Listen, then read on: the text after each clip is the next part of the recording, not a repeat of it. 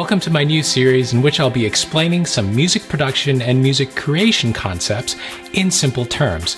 It's kind of the way I wish someone had explained them to me when I first got started. Even if you're not a beginner, keep watching till the end because today I'm featuring some virtual instruments from one of my favorite companies. If you're new to music production on computers, like I once was, there are probably tons of new things you're learning. Today, let's explore virtual instruments. Virtual instruments let you play and record sounds you hear in your head. Well, that sounds kind of weird, but it's kind of true. We're creatives, and many great ideas start here. A virtual instrument is software you install on your computer that emulates the sound of real instruments, like pianos, guitars, vintage synthesizers, orchestral instruments, drums, and even some sounds you haven't even heard yet. Many companies sell virtual instruments, and there are lots of free ones too.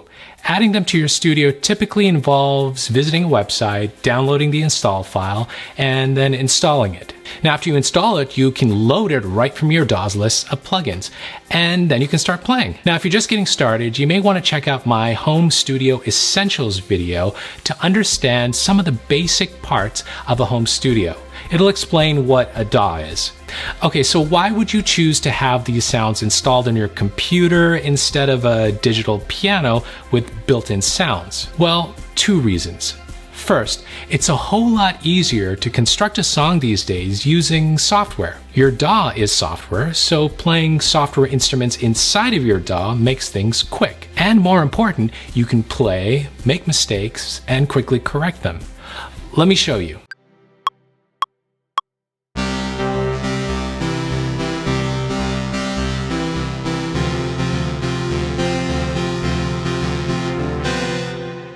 Now that wasn't perfect, but watch this. Let's correct just that one bad note super quick.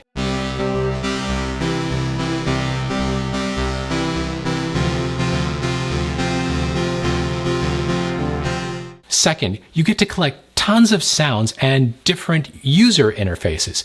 Imagine having all the classic synthesizers and a 40-piece orchestra right in your computer, and each with a unique interface that works best for that instrument. There are so many ways to modify sounds with these virtual instruments that some of the interfaces could actually look intimidating, but I always start with the presets. It's a great way to learn the sounds that the instrument can make and how the controls modify those sounds. Here's a popular modern synth with an excellent layout that works well for these sounds.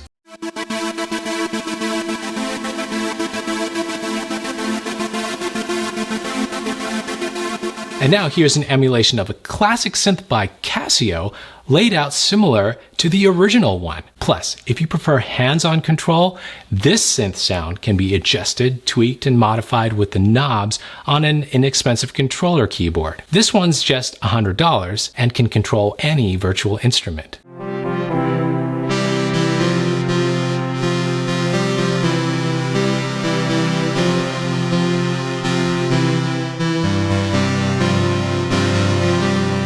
If you're looking for some other $100 options out there, check out my video here. Most virtual instruments use the Audio Units AU or VST format, so compatibility with your DAW usually isn't an issue with Macs or PCs. Just check the specs to make sure you've got enough computer power for them. Now, if you're just getting started, check out the sounds included in your DAW. You'll find a bunch of free stuff already there.